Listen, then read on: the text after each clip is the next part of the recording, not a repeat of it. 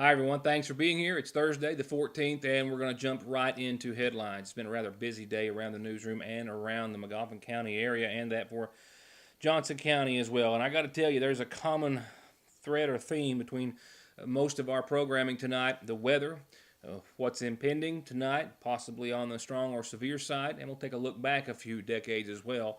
And I don't know. I don't sit here with a loss of words very often, but the idiots and morons that are nearly killing people on our roads, either carelessly or under the influence, or both, is just simply staggering each and every day. And we've got just hard to watch examples of that tonight as we talk about a police chase that started on the left-hand fork of Johnson County in Magoffin earlier today. And of course, an incident out of Pike County, but captured on video by a resident there, which it's not the first time this has happened, and I've even got some video, not quite as bad, but it could have been just as deadly. And we'll talk about distracted drivers and those impaired, and a couple of extremes for you tonight. I've got a few indictments that were returned by the Johnson County Grand Jury, 2 for murder, 1 for exploiting an adult, that I can share with you tonight, as we'll, of course, wait for authorities to serve several others. So we're going to go ahead and get right to our first headline, and of course, an update on your weather forecast will be the last thing we talk about tonight, as we're going to try to narrow down that window and the possible severity of the weather that we might see later on. Let's go ahead and begin with those Johnson County indictments, and we'll start tonight with 2, that of a Johnson County man now indicted for a charge of murder and other counts as well, after he took his wife's life and then her body was discovered in their home several weeks later. It was mid-December of last year when authorities charged this man, 50-year-old Paul LeMay of Oil Springs, with murder after they discovered his wife's body, her corpse, inside their residence where she had been for quite some time in that state. Authorities figured that 27-year-old Mandy LeMay of 825 in Oil Springs had been dead for possibly weeks after not being heard from by her family for around the same period. The indictment charges Paul LeMay with a count of murder and a count of abuse of a corpse, the murder charge for shooting his wife in the head, killing her, and the abuse of a corpse charge for leaving her body inside their residence and not notifying authorities from November the 20th through December the 17th. 39-year-old Havalina R. Mead of Paintsville was indicted on 2 counts, 1 for knowingly exploiting an adult and theft by deception under $10,000 for cold checks. The Johnson County Grand Jury alleges that on or around June the 1st of last year through January the 18th of this year, she committed the offense of adult exploitation by knowingly exploiting another Johnson County individual in an amount exceeding $300. And the theft by deception count comes from cold checks that she wrote on another Johnson County resident, a check totaling $3,500 written to a local funeral home. Most of the other Johnson County indictments will be held until maybe tomorrow, until authorities have had time to serve them. One, however, which we can also talk about tonight, is that of another Johnson County and also indicted with murder. This is a follow-up from a case that broke last year in which an argument developed outside of a Johnson County resident, and one man was killed and one man fled the scene, that being the suspect, who stayed on the run for almost 2 weeks until he turned himself in. Late last August, authorities found the body of a man who'd been shot to death lying in the driveway of a home on Dixon Branch Road in Johnson County. After an investigation, they determined by talking to the homeowner that there had been an altercation between 2 men. The homeowner actually said that he heard 2 men, both of which he knew and who knew each other, heard them arguing outside, one man claiming that the other man had robbed him. That property owner saying that he then heard a single gunshot and then found 58-year-old Mike Jones lying in the driveway. He was dead upon arrival of emergency personnel, and the suspect fled the scene. He was identified as this man, Walter Lee Curtis of Flat Gap, and Curtis eluded authorities and stayed on the run for almost 2 weeks until calling then Johnson County jailer Doug Saylor, now the sheriff of Johnson County, saying he would turn himself into the jailer, which he did, and was lodged in the Big Sandy Regional Detention Center and later placed on a $25,000 bond. Curtis remained jailed for about 2 weeks before posting bond and has been free on bail since. More headlines in just a moment. I'll be right back. The flu and flu-like illnesses are widespread in Kentucky, and they're not going away anytime soon. So odds are, if you aren't or haven't been sick, you likely will be. And Parkway Pharmacy has exactly what we all need to fight it and any other cold or illness. From immune boosters for adults and children as young as 2 to all natural homeopathics made right here in the United States of America. They can help prevent you from getting sick or get you fast relief if you already are. With great tasting and easy taking gummies, powdered mixes, rapid melting fruity tablets, and syrups at Parkway Pharmacy. Colorectal cancer is the number 2 leading cancer death in the U.S., with 90% of new cases in people 50 or older. And while people with family histories have 2 to 3 times greater probability of getting colorectal cancer, 80% of the new cases are in people without a family history. And Hope Family Medical Center wants to remind you that they're here with simple, easy, at-home fit testing so you can get the reassurance you need if you're over 50 or have a family history of colorectal cancer or just want to be sure. It's another way that Hope Family Medical Center wants you to be healthy. Call or come in today. It's taking over. There's no escape. You better get moving. Ready or not, it's about to go down. Here it comes now. Get ready. Get ready. Moving. Ready or not, get ready.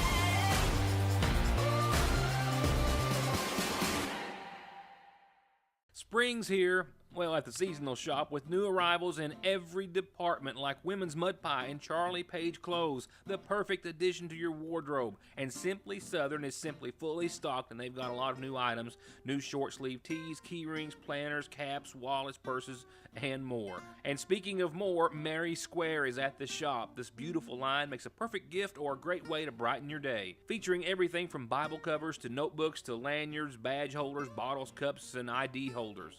And their home decor section is absolutely filled wall to wall with new arrivals, all to make your house the home you want it to be. All at Fraser's Prater Drugs seasonal shop. Here's just some of what's sizzling hot this week at your Sagersville Save Lot. Boneless pork sirloin chops are just $1.29 a pound. Boneless chicken breasts in the family packs just $1.19 a pound. And not 1, not 2, but 10 pounds of sliced bacon for $14.90 each. Get navel oranges by the 3-pound bag for just $2.49 each. 3 pounds of yellow onions for just $1.49 each. Little Debbie cakes, 2 for $4, and Pepsi products, 3 12-packs for $11. At your Sagersville Save-A-Lot, where you can shop other incredible in-store specials every week with no gimmicks, just low prices.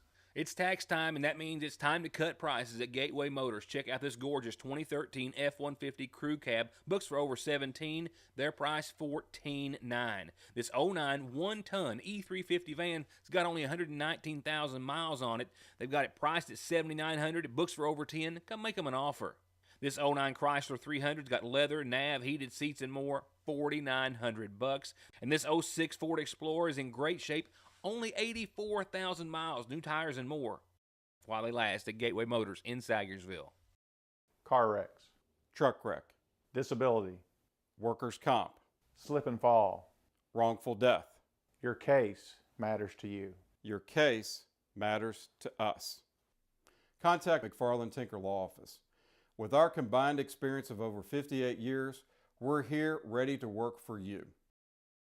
2 more top stories to come tonight, actually 3, and they all share a common thread from this point further, and that is through the carelessness and disregard for the safety of people on our roads. Our families, mind you, that these individuals could have taken other lives and their own. I mean, there are a lot of words that one could use here from which I will just refrain. I think you can kind of sense where my opinion is going, but nevertheless, these are a couple of examples as to why we should all be very wary and extremely cautious when traveling or sending our kids off to college or school or just to the store. It's absolutely inexcusable, and a ticket for distracted driving or for DUI is just not strong enough for folks like this. I'm getting ready to send Lacey off tonight back to college. She came home today, and just like tonight, and even more so, I guess now, considering the recent events, it's hard to see her go without a sinking feeling in my stomach because of what she could encounter along the way, whether it's across town or back to Moorhead or elsewhere. I drove back from Lexington this past Saturday night. On the way there that day, I encountered one driver. It was a woman texting, driving maybe 55 in the fast lane on I-64. I saw a couple of other drivers texting, weaving, swerving along that trip. And then on the way home, I encountered another driver. This one I actually called authorities on. And then that will follow the case of a Pike County man, Stephen Childers, who captured this video. I believe it was yesterday. I think I mentioned to it today in the segment and piece that I put together. Regardless, it's just hard to watch, simply hard to watch. And it's not the only motorist like this that's out there. We've seen them here on the news before. We will see them again, but still doesn't make it any easier. It is just simply hard to watch without cringing, without blinking, or just squeezing your eyes tight, hoping that this indeed is not what you're seeing. But the reality is that many of us have seen this before. Sometimes it turns out with no injuries, like today's, miraculously, and sometimes it goes the other way. Pikeville police actually were able to catch up to this man driving this car and arrest him earlier today after Stephen Childers of Pike County filmed him nearly taking out how many lives along the way. The vehicle crossing the fog line, the double yellow line, going way off the road, literally crashing a couple of times, nearly taking out 2 motorcyclists, a school bus, and the likes of how many other lives along the way. Childers called authorities and was alerting them to the driver's whereabouts. Ultimately, he pulled into the Food City in Pikeville, and that's where authorities were able to find him. The car literally parked up on the sidewalk and in the fire lane. And Kevin Way Hopkins of Shelbyana was still behind the wheel. He had slurred words, failed all field sobriety tests, and looked to be highly under the influence, as you can well imagine. So far, Hopkins was charged with driving under the influence and taken to the Pike County Detention Center. I only wish there was a more serious charge or charges that he could face for endangering so many lives. And another case in point. I've tried today, but with no success, to reach our Sheriff Carson Montgomery. He was out of the office on an investigation partly pertaining to the video that you're about to see, as well as his chief Deputy Detective Neil Adams. But I did speak with Adams over the phone, so we'll have one of them in person in the studio tomorrow in some form or fashion on video to get a follow-up, because we want to hear some more details about a police chase that also could have proven deadly, as a driver eluded authorities at a high rate of speed, passing vehicles on both sides of the road, nearly causing multiple head-on collisions before the driver and his passenger jumped and ran. It all started on the left-hand fork of Johnson Fork in Magoffin County earlier today. What I can tell you now is that Magoffin County Sheriff's Deputy Neil Adams responded to a complaint on the left-hand fork of Johnson Fork about a vehicle blocking the driveway at a residence, and it appeared as though 2 men inside that vehicle were passed out. Deputy Adams responded and pulled in behind that vehicle, and as soon as he opened his door, it's my understanding that the vehicle started up. The driver put it in gear and took off, drove across the creek towards the home they were sitting in front of, through the yard, drove between the home and a large propane tank, nearly striking the tank, then turned around, then trying to exit, struck the police cruiser that Deputy Adams was driving, and then continued to lead him on a chase. They got back on the left-hand fork of Johnson at speeds of 60 to 70 miles per hour. Sheriff Carson Montgomery got involved in this police pursuit and tried to block them off at the Mountain Parkway exit of Johnson Fork, but they continued past him, blew by him through the ditch line, and then continued on Johnson Fork until the intersection with Old 460. There, they turned left towards Morgan County. West Liberty Police also got involved after they crossed into Morgan County. And Adams describes to me the entire time this vehicle traveling at a high rate of speed, passing vehicles on the shoulder, causing numerous near head-on collisions, saying it was simply unbelievable that they didn't strike another vehicle or vehicles head-on during the chase. At one point, they got off onto what's believed to be Spring Branch. The gravel road then turned to a dirt road, then to a logging road, and then they came across a big tree in the road that you just saw, and that's where both men bailed. The driver identified, as he saw him jump from the vehicle, as Brady Helton, to the right side of your screen. The passenger who jumped and ran also identified as Joston Helton. The officer gave chase for about a mile on foot. They eluded him, however. They searched the scene and were unable to find them, have since confiscated the vehicle, impounded it, and have obtained arrest warrants for both men. If you have any information about their whereabouts, contact the McGoffin County Sheriff's Department, and we will try to reach the sheriff or Deputy Adams tomorrow for a follow-up. The CDC says that every day of 2016, 29 people in the United States lost their lives from a DUI or alcohol-impaired driver. I don't know if that number reflects the drug-related cases or not. We suspect that that number would be significantly higher, and certainly given the fact that it's 2 years later now, and given the escalation, the continuing escalation of the drug epidemic, whether it be opioid or crystal methamphetamine.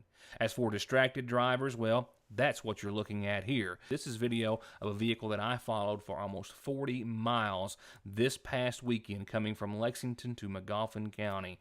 I stayed behind this vehicle for that length of time, calling authorities, with a Magoffin County Sheriff's deputy intercepting this vehicle near the Route 30 exit on the Mountain Parkway. But before then, the vehicle, as you can see here, well off past the fog line, well across the double yellow line. There were occasions where it was tailgating other vehicles within just a matter of 2 or 3 feet. There was no doubt in my mind that this was an impaired driver who was about to kill someone on the Mountain Parkway.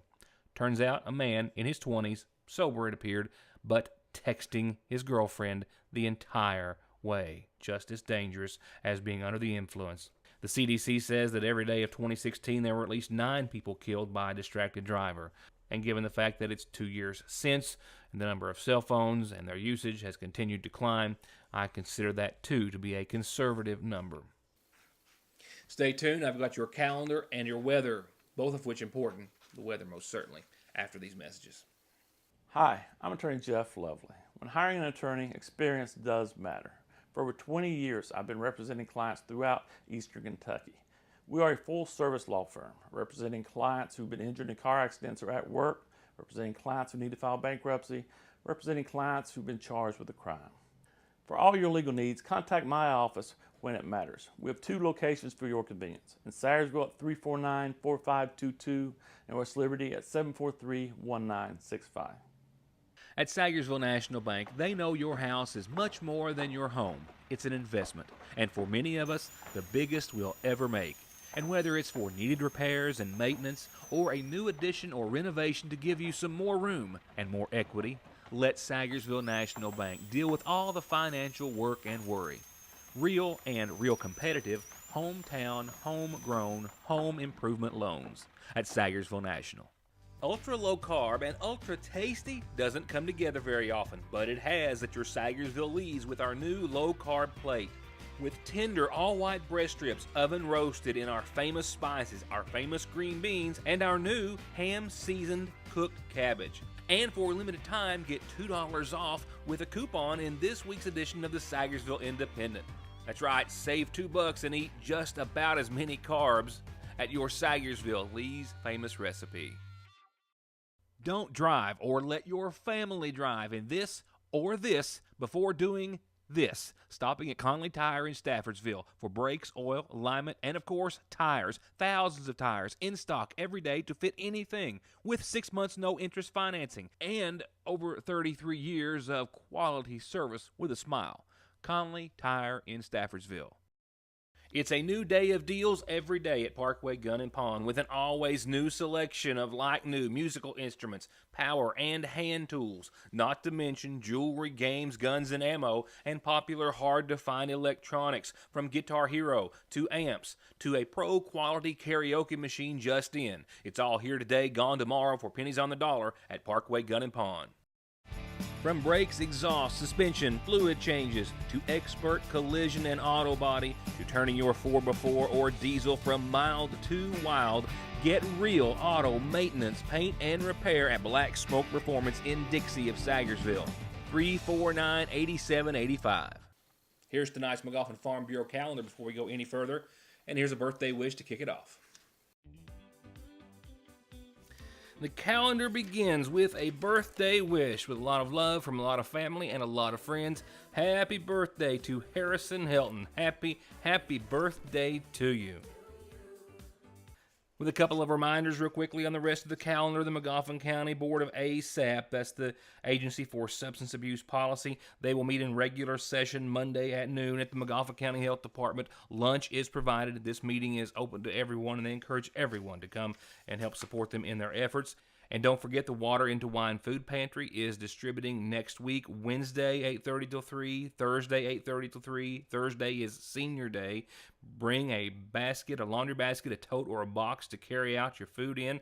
Commodities, remember, can only be picked up after 12:30 on Thursday. And if you did not recertify for senior commodities in February, make sure you do this month. And make sure you send me your calendar announcement or birthday or anniversary if you want it on television, and I'll tell everyone about it. This is how you get it to me.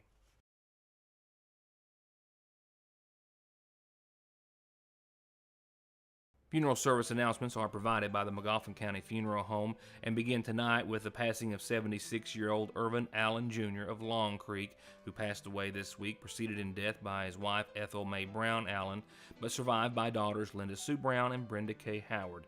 Visitation continues tonight, and prior to tomorrow's services. They'll begin tomorrow afternoon at 1 from the Magoffin County Funeral Home. Sue Ann Honaker Reisner, 85, of Burning Fork, passed away this week, preceded in death by her husband Earl. She survived by her sons Tim Honaker and Brian Keith Reisner, and daughters Cheryl Fletcher, Sharon Lemaster, Helen Cole, Diane Howard, and Lyda Kimbler.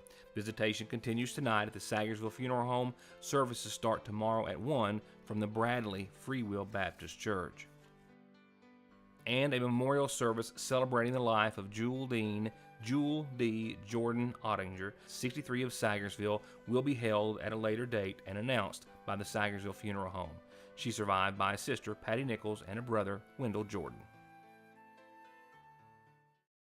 So now let's talk for a few moments, deservedly so, about your weather. We've been feeling those winds all day today. Of course, a tornado confirmed in western Kentucky. This part of a serious weather maker. This storm system could have claimed lives. We're still waiting to see what damages were left and injuries as well. I know that there were some injuries as a result. It's the same system that has been trekking its way to the east, and it's the same one that may still hold together enough tonight to cause us some serious problems. Right now, winds are in the forecast and expected to be upwards of 40 miles per hour at times tonight. As for the timing and the severity of which, well, here's what I can tell you per the National Weather Service at this hour.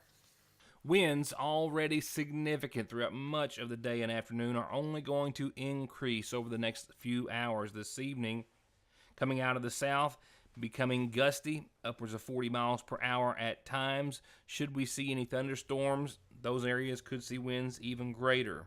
Although those storms, which were still packing a punch as they made their way into Kentucky, producing at least that one tornado in western Kentucky, are going to start to become less severe and break up as they make their way into our part of the world. With any severe weather arriving starting sometime around the 9 o'clock hour tonight. Anywhere from 9 to 11 appears to be the window for when we could see some serious weather, all of which you will need to monitor very closely for the remainder of the evening. And going on to your outlook, powered by Licking Valley RACC, tonight you can expect to see showers and thunderstorms before 2 a.m., starting to crank up around 9 or 10 or so. Breezy conditions, to say the least. Southerly winds from 11 to 18, gusts upwards of 41 miles per hour. Look for stronger ones should this system hold together and pack some showers and thunderstorms with it. 49 for tonight's low will climb 5 degrees to tomorrow's daytime high of 54. A chance of showers lingering in the morning, some sprinkles thereafter. I think partly sunny by midday or around 2 or 3 tomorrow afternoon, but winds still out of the south-southwest, 9 to 28 miles per hour. It'll start to finally calm down tomorrow night, at least a little. As far as precipitation is concerned, it should all be gone. Mostly cloudy skies, a low of 32. Winds will be more westerly, still 7 to 10 to maybe 24 miles per hour, but it will finally work its way out starting tomorrow night and into your Saturday. And Saturday we cool off, as we've been expecting all week, to be in the 40s. 46 and mostly sunny on your Saturday. 49 and sunny on your Sunday. So a pretty nice weekend ahead. Certainly calm and definitely cooler. Mostly clear skies Saturday, only a few clouds above on your Sunday. And we'll start off on the same note next week. Monday, mostly sunny and 49. Tuesday, sunny and 51. Wednesday, more sunshine and 52, but a chance of rain. Maybe a little chance of snow at the end of your Wednesday. No accumulation expected, and that's still a little too far out to call. Right now, we should all be concerned about the possible serious weather tonight, and I'll leave you with one more thought on the weather, going back a few years, back to the 90s. And on a related note, weather-wise, on our Today's Date in Weather History, maybe something you can help us out with. I'd love to have some photos, maybe some video. I've got some I'm going to try to unearth before tomorrow, but that of one of the biggest storms of the century back in 1993, a real honest-to-goodness blizzard for eastern Kentucky, 6 to 30 inches of snow, falling between March the 12th, the 13th, and the 14th. Strong winds resulted in blizzard conditions and snow drifts of 6 to 10 feet. I-75 was closed from Lexington to the Tennessee border. I-64 from Lexington to West Virginia closed. 3,000 to 4,000 motorists stranded along our major highways. It was indeed a true blizzard that was wrapping up right around this time back in 1993. Pikeville saw 24 inches of snowfall, and we here in Magoffin County saw 17 or 18 inches, if my memory serves me correct. If you've got any photographs or video you'd like to share, we'd like to see them. And that's it for my time for this evening. Stay in if you can. Stay safe, and we'll wrap up tomorrow with this week's And that's my time for now. Please stay in if you can. Stay safe above all else. And be sure and stay tuned to more of Your News Today tomorrow night. Thank you for watching.